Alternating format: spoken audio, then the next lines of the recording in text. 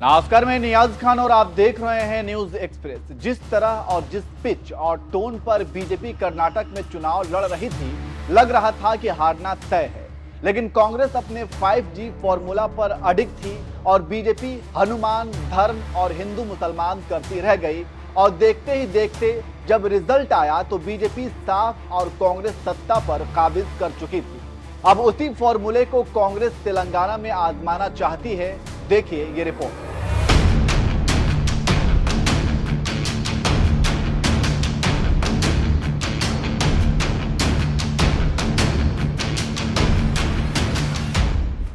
कर्नाटक विधानसभा को पीएम मोदी ने हिंदू मुसलमान बना दिया था और सोच रहे थे कि चुनाव इससे जीता जा सकता है।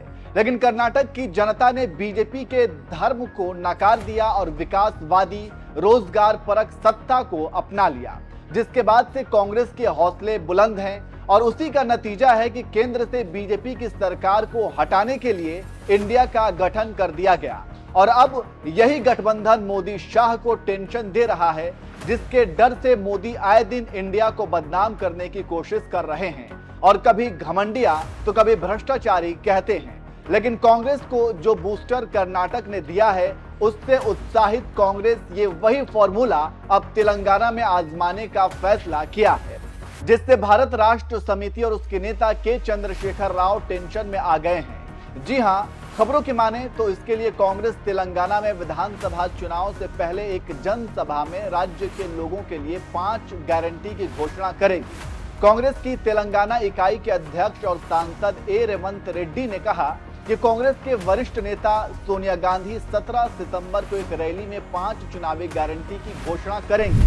आपको जानकारी देते चले कि इसी तरह की घोषणा करने के लिए कांग्रेस अध्यक्ष मल्लिकार्जुन खड़गे की अध्यक्षता में एक समिति का गठन किया गया है और इस समिति की पहली बैठक 16 सितंबर को हैदराबाद में होगी।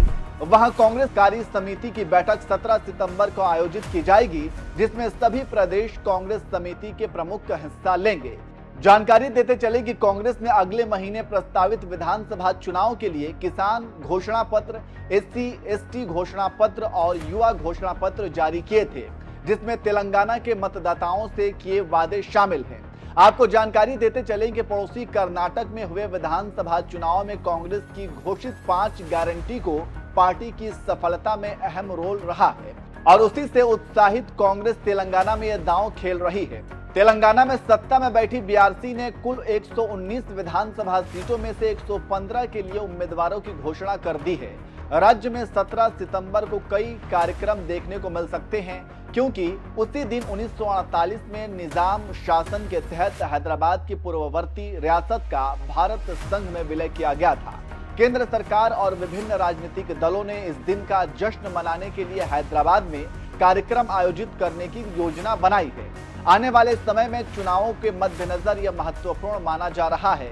यहाँ पर एक दिलचस्प जानकारी देते चले कि अमित शाह ने पिछले साल हैदराबाद में मुक्ति दिवस के आधिकारिक कार्यक्रम में हिस्सा लिया था और उनके इस साल भी तेलंगाना की राजधानी में कार्यक्रम में शामिल होने की उम्मीद है।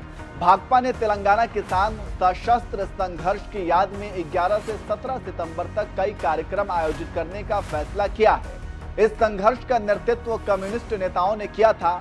भाकपा का कहना है कि इस संघर्ष ने निजाम को हैदराबाद राज्य का भारत संघ में विलय करने के लिए मजबूर किया था।